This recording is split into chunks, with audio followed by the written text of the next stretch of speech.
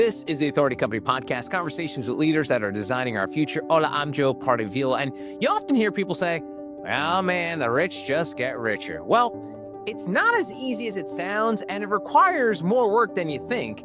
And that's why Gabriel Shahin has written the book, How the Rich Get Richer, Your Ultimate Guide to Building Wealth. Gabriel is the founder of Falcon Wealth Planning, and we've got a lot to get to. Real estate, Roth IRAs, cryptocurrency, insurance, real estate. This is going to be a fun one, so buckle up. Gabriel, welcome to the podcast. How are you? I'm doing great, Joe. I'm excited to be here. This is going to be fun. Yeah, it's going to be a blast. And, I want to start by talking about it because when I read books like this, I'm always learning new acronyms. And you drop one in there called Henry's. And I was like, wait, what? I mean, and Gabe, I've been doing business podcasts for 5 years, and I know how much the business world just loves their acronyms. And this is more of sort of like a tongue-in-cheek acronym, but Henry is an acronym for high earner, not rich yet. Can you tell me how this came into your world, like how you learned about Henry's? We deal with like a lot of mass affluent people. What is that? Net worths of maybe 500,000 to 5 million. So, but then you got like these Henrys, these people making hundreds of thousands of dollars a year. And let's just say they were to build out $200,000 of cash at such a young age, which we'll call under 45. Well, then they need to buy a house, right? So it's like, it just depletes their liquid net worth. And now they go buy a house. So these are people that our industry, the financial services industry, doesn't really have the time to meet with because they're not profitable enough. So they don't get the attention that they deserve for these Henrys. They're high income people, high earners. They're just not rich yet. If they just continue, save their 15% plus a year, they're going to be very well off.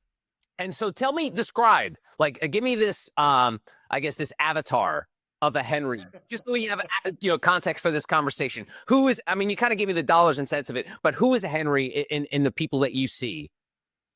Yeah, I see a lot of people in the tech world. These are people that maybe have options of maybe $1 million, could be even $2 million. These are people that are making maybe $250,000, $300,000, $500,000 a year, but they live in San Francisco or New York or Manhattan, and the cost of living is really a lot. But these are people who are saving money, both maxing out the retirement account, so they have to max out the retirement account, and then they're saving still in this brokerage account, so they can live and buy that house for majority of America might be $500,000, but for them it's like $2 million. So these are executives, these are professionals, these are attorneys, these are accountants. These are people in tech. These are people who make a lot of money or maybe sitting on some options. Their net worth is eventually going to be there, but it's just they're not there yet. And what's different from dealing with this, folks? Because I think, out of this bubble that you live in, Gabriel, I think most people will be like, yeah, you're just describing a rich person. You're just to a lay person, okay, this person's quote unquote rich. I guess it's all relative, but how do you differentiate that when someone walks in and they think, oh, I'm rich, and well, you're not rich yet. Tell me how those conversations go. It's funny, Joe. I actually have this conversation even with somebody with $10, $20 million. So I'm ultra high net worth. I'm like, well, actually, you're not. I don't tell them that. In my head, I'm like, oh, that's nice. Okay, I hear him out. It's actually, once you're over 30 million, then you're high net worth. You have to worry about estate taxes and so on. But taking that step back, these are people that yes, they're on the trajectory of doing that, but they don't have $1 million laying around in the bank. They can't literally do whatever they want. They're on track to do whatever they want, but they probably could have maybe $100,000, $200,000, under $500,000 of liquid net worth. So how rich are these people? I get it. The richest person, what's your richest asset? It's you, right? I get what America is saying. You are the biggest asset. You're young, making a bunch of money. We know you're going to be well off, but today, you don't own a home. I'm not suggesting everybody should own a home, but that's for most people, their goal is to own a place. And so if they still don't have it, they still haven't achieved their financial goals of having a house, maybe a spouse, and maybe some kids and things like this.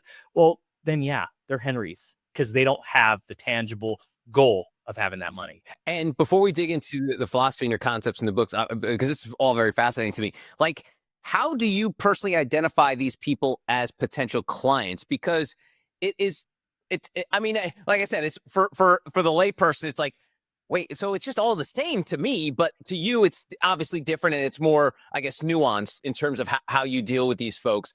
Is it just word of mouth, marketing? I mean, obviously you're an author now, so that helps. But tell me about like how you identify these folks.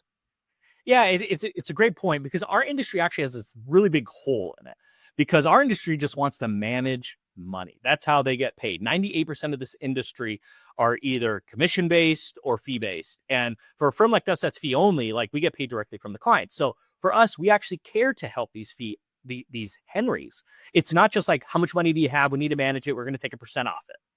Right? Because even if you do have $200,000, $300,000, percent off that might be $2,000 to $3,000 of revenue. For a lot of advisors, they're like, oh, that's not enough. I need at least $5,000 of revenue. But for us, we take a look at somebody's situation, going through their stock options, taking a look at their income, taking a look at what they could save, where they should save it. The biggest question is always traditional or Roth. Well, it depends on your situation is the right answer. And what should you exercise? Do you have an ESOP plan? Is there an ESPP plan? Like, so there are like these nuances for people that do need help. It's not only helping the rich get richer, which I get it. That's a majority of my business. And it's a majority of the financial services business, the tax planning business. But it's really the key concepts of financial planning. People still have and need help with financial. I'm having a child. What should I do? People always say, I wish. And sometimes these are like 25-year-olds. They say, I wish I could have started a few years ago.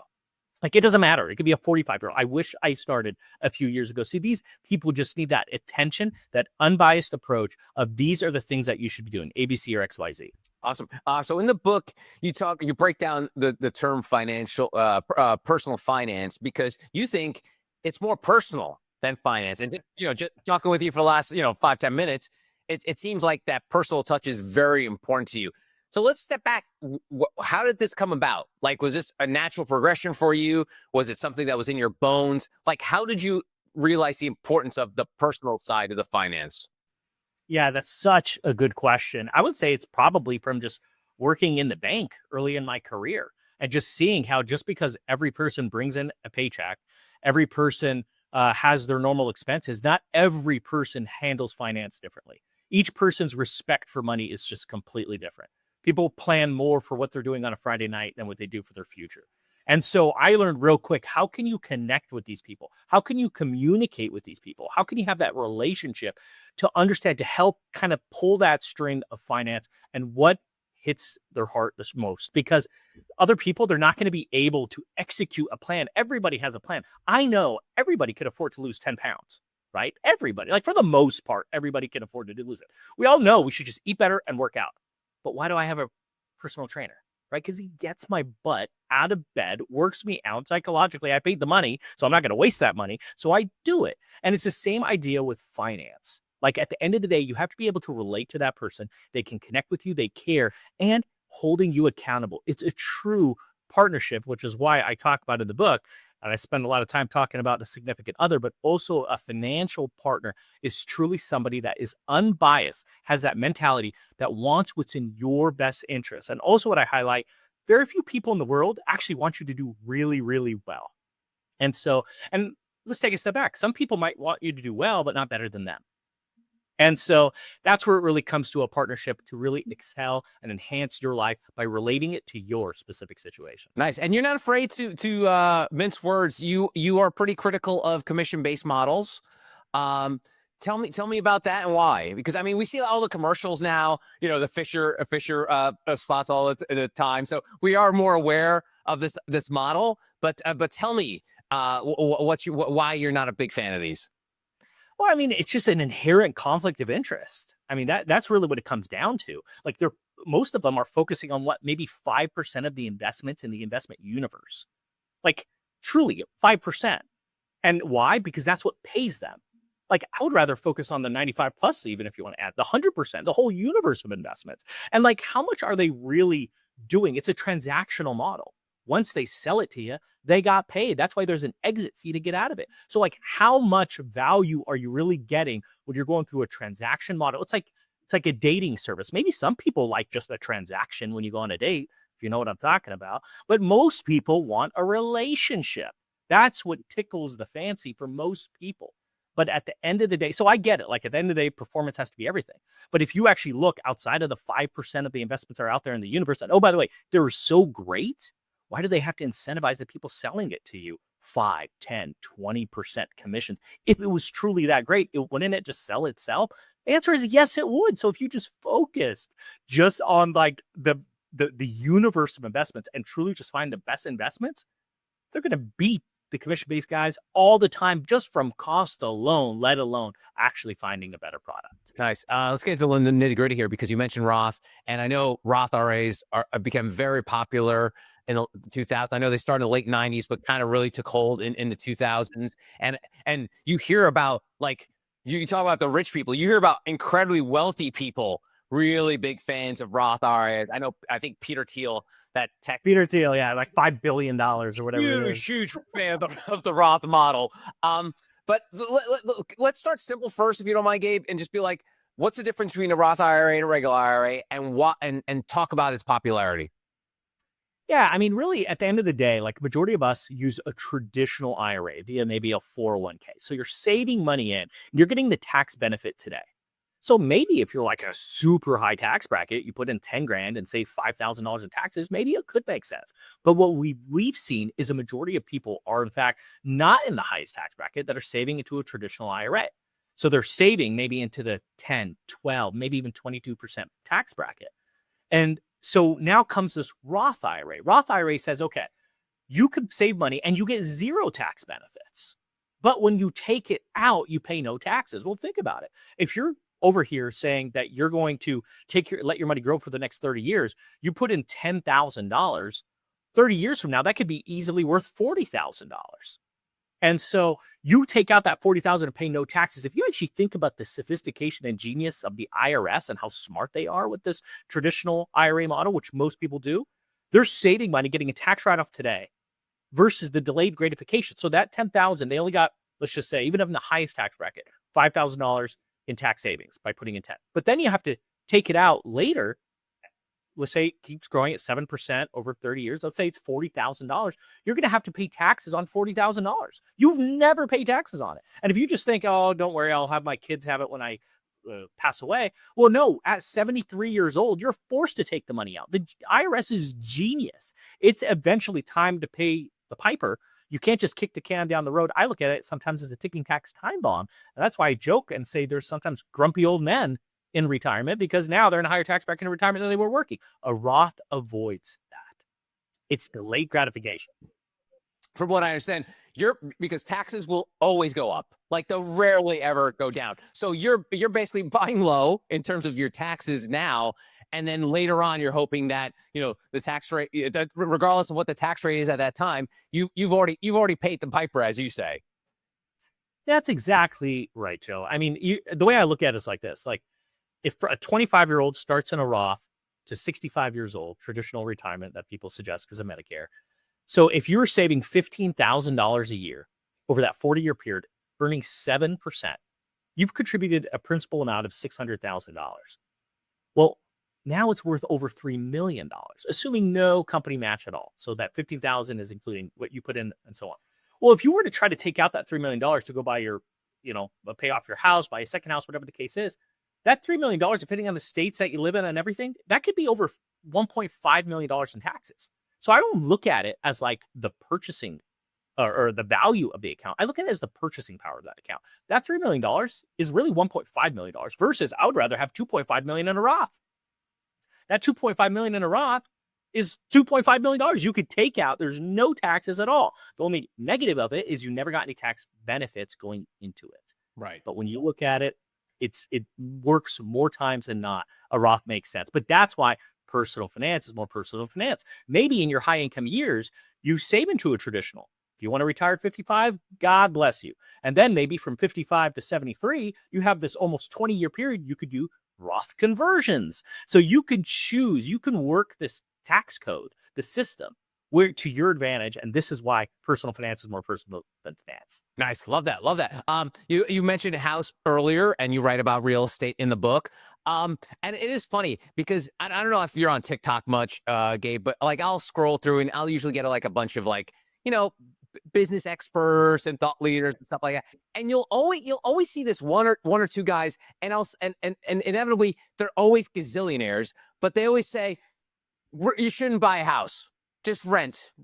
So, and it's and I always laugh. It's like, well, yeah, it's easier for you to say because you're literally a billionaire and you can live anywhere you want anytime. And you're not worried about generational wealth because generational wealth is done. Yeah. So tell me about this idea of real estate and your take on it. So the proper answer is it depends. And I'll give you a great example like West LA. You could be living in a $5 million house and your rent could be less than $10,000 a month. Like in LA, your property tax on a $4 or $5 million house is $4,000 to $5,000 a month just in property tax. Wow. So like it just depends as the answer. I went to Ty Lopez's house. It's $100 million house. I don't think he's paying more than $100,000 a month, maybe $150,000 a month, whatever the case is. But the property tax would be $100,000 a month if you were to buy that. It just makes no sense to buy that. Now, I'm talking about these bazillionaires for the most part. For a majority of people that aren't bazillionaires, it makes sense to buy a house for so many reasons.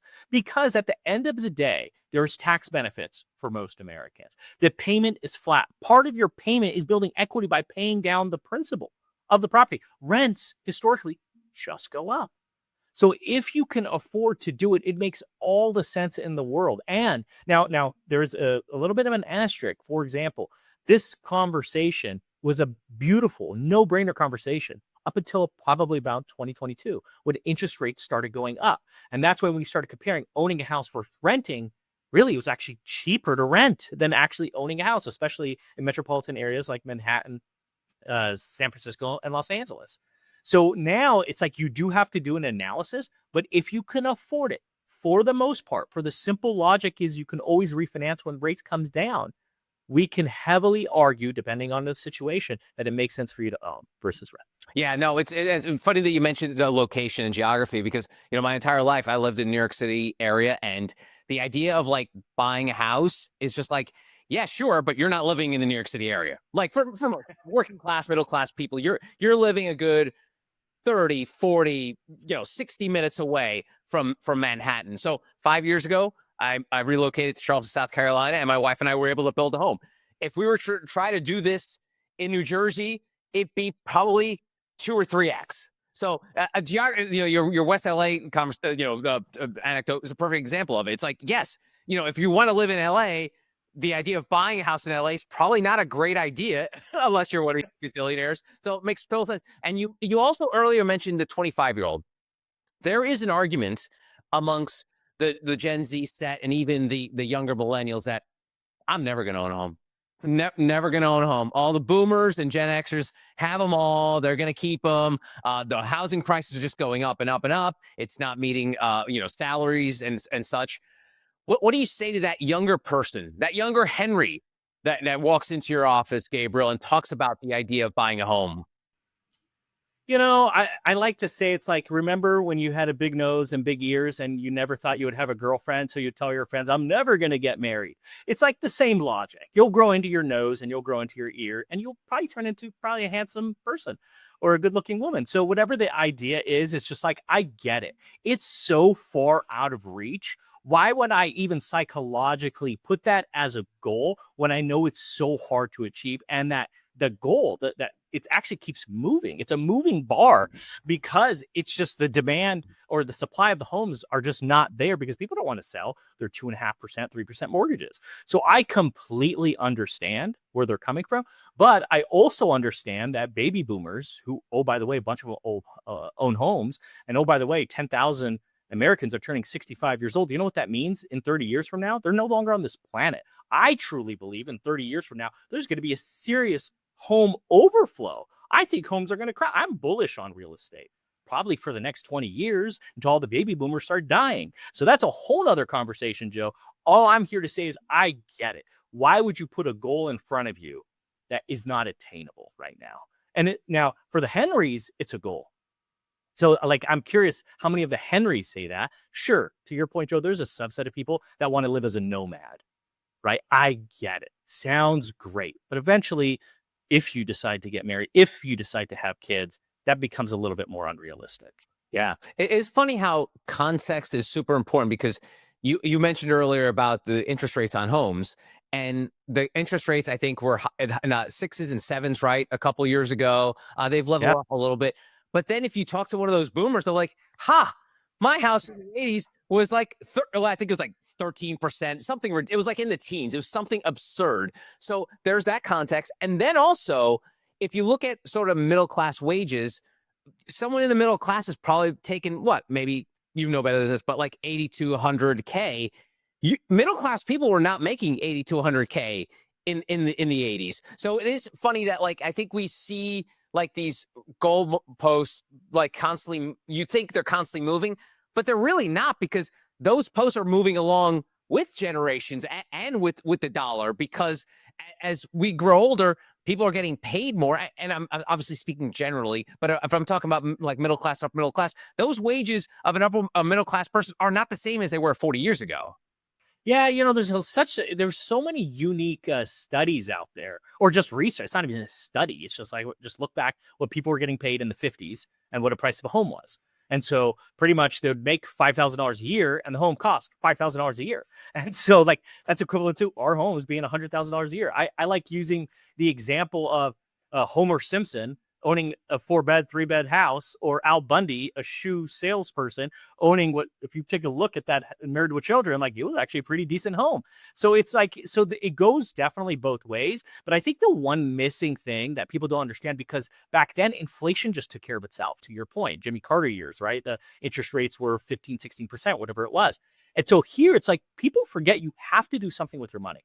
And I think if people actually took their savings account and actually put it to work and invest, then it wouldn't be such a moving goalpost, which was the word I was trying to find. It's more like, hey, my money is also growing. My cash reserve is also growing, quite frankly, outperforming. And then when it drops like it did in 2022, well, there is stabilization in real estate. Naturally, it happens. And you saw that in 2022. So everything just has to be planned accordingly. If you know that money is not going to be touched until you're able to buy a house, then put it to work. Don't just have it in the savings account earning 3-4%.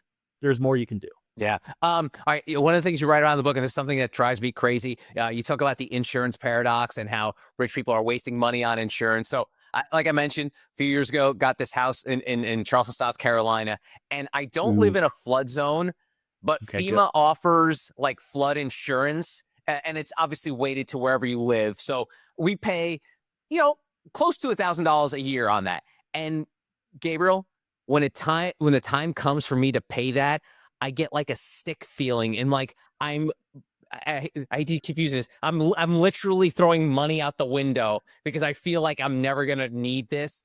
But I have a wife, and my wife likes to have the blanket of comfort of God forbid anything were to happen. Same as me, but also I'm just tying into your book about this idea about like wasting money on insurance. So let's go there. Yeah, California is the same way with earthquake insurance as well. It's kind of government mandated. It's funny, like rich people get it. Like people realize, and the problem is there's so many sales tactics, mostly from the commission-based people, that, hey, you should buy this insurance product because it's like a mini investment. When in reality, like insurance is just one of the things that sucks. It's like taxes. It just sucks. Like you just have to pay money on it, and you never want to use it, right? You never want your house to burn down or get flooded. You never want to get sick with health insurance, right? You never want to get in a car accident, right? Because if you drive a Prius, they're not going to replace it with a Lamborghini, right? And then lastly, you never want to you never want to die. Like you should never be able to profit off it. So you got to be comfortable just letting that money go. Now, here's the interesting thing about rich people. Some of them are like, hey, I can afford to self-insure. They get it. But some of them still understand the risk versus reward feature of it. And as long as you understand that insurance is just there to protect, not where you can make money off it, you can actually live a little bit better. It's just like pumping gas. Like you're going to have to pump gas. Like I stopped looking at how much it is because who cares? I have to pay it anyway. So I just put it in there. And whether it's $50 or $100, I'm lucky enough where maybe I don't have to worry about it being $100, but at the same time, it's just one of those costs that you just have to let go. It's just like Taylor Swift saying she has to get drunk when she has to write a check to the IRS. It's the same logic. You're going to have to do it. Sure, it sucks, but it's just one of those things that you have to do. It's part of adulting, as some of the Henrys may say. Nice. One of the things that I found fascinating in the book was about private jet justification. Not a problem I think I'll ever run into. But let's talk about that a little bit, because I feel like it's one of those things where it's become more and more prevalent. There's rideshare programs where you don't even have to buy the jet outright. You can lease it and such. So let's get into the word justification. Like, when can you justifiably say, like, I don't want to stand on a line at United at Newark Airport for 2 hours. I got a first class ticket. I still got to wait 2 hours, and all this other, the mess that comes with commercial travel. We all know it's awful. But for the lucky few, and obviously it's lucky that they've created most part. The idea of going into personal aviation plays a big role for a lot of these folks. So tell me about the justification of it. Yeah, I mean, let's for now put vanity off to the side, Okay. right? Because who wouldn't want to be in a private jet? We see the reels, we see the Grant Cardones, and we see all these famous people. And so let's just put that off to the side. So the justification is these are for people who can't afford to work on the schedule of what public aviation is. These are people who lose money. I'll give you a great example. Taylor Swift. She has to make it to that concert. There is no delay that is allowed for her, or she loses millions of dollars on that concert. So that is somebody who deserves to fly private. People make fun of her, all these activists. Let's put all that to the side. She has to. So what I've learned from a lot of people that have these airplanes, have these private jets, fly private, is they actually call, I swear, and I think I could have said this in the book, I was like, I swear it's a salesman who put this in their head, because I hear it so consistently. And that is, it is a time machine. And they say a private jet is a time machine. You control time when you fly it. If you can afford it, and if you lose money or you just want to be home to be with the family because you're just, you can't put a price to that, right? Well, clearly you can if you can afford private aviation. If you can check all those boxes, then who are we to put a price on somebody's time? Yet again, personal finance is more personal than finance. Yeah, it's funny because I know Leonardo DiCaprio is obviously a world-renowned environmentalist, but he flies private, because I can only imagine what Leo DiCaprio would feel like if he's like standing on like boarding at Southwest Airlines. Like, he might cause some attention there. So I know that there's some people. Leonardo DiCaprio, it's a great problem to have. Has no choice but to fly private, and even Taylor Swift to a certain extent. There's no way she can fly publicly. It just should be chaos. Yeah, absolute chaos. It's almost she's paid for not only time but safety there. So that's a big part of it. So again, that's a different class of folks that we're been talking to. So let's wind down talking about Falcon Wealth Planning. For folks unfamiliar with your organization, what's the model there? Yeah, so it's a unique model because every single one of the staff members, including our advisors, are salaried, which is so bizarre in this industry, because this industry is just dominated by commission-based people, or just people who get incentivized for getting new clients. Now, don't get me wrong, we're a for-profit company. We do have profit sharing, and our company and our associates want to be profitable, but the model is completely different, where we want to help people on their specific situation, and we offer plans. It's not so much how much can we manage, how much do you have, it's how much we can help. And so what makes us a bit unique is we actually will give people 1 to 2 meetings, 1 to 2 hours of our time at no cost to understand their situation. And for us, we're not also the type of firm that says, okay, we found like 3, 5, 10 things that we could save you a lot of money, but you have to hire us.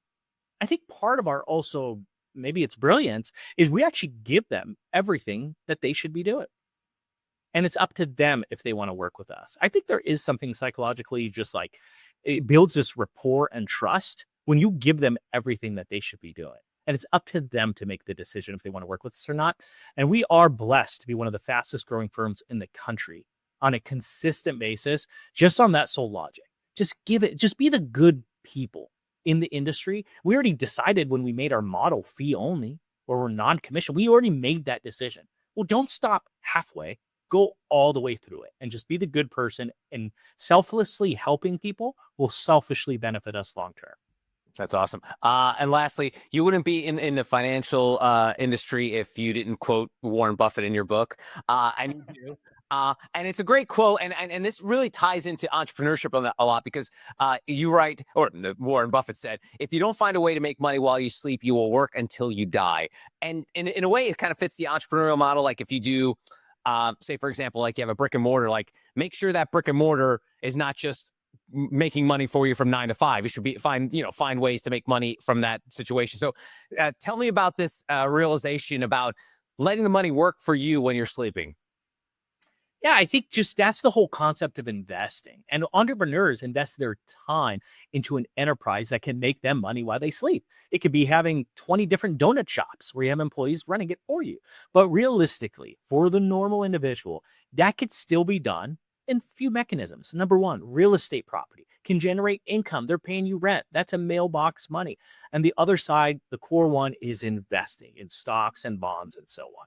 These are liquid assets, easily accessible, low cost, and you're able to see, if you believe in capitalism, if you believe in growth, if you believe in companies are in business to make money, then you've seen what's happened in the stock market since 1926, ever since all the regulations that came in where you can't just do fraud.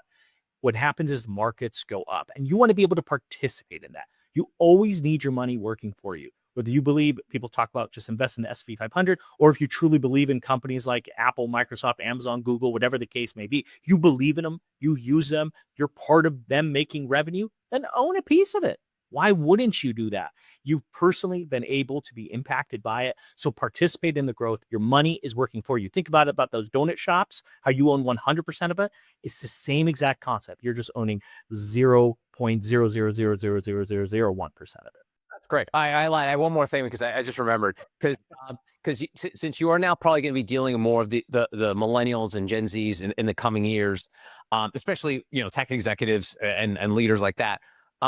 You don't go into detail in the book about this, but I'm curious. There, amongst younger people, Bitcoin and cryptocurrencies has become, it's not like you have to explain to them what mining and all that stuff, what's Ethereum. You don't have to tell them about the crypto; they know it.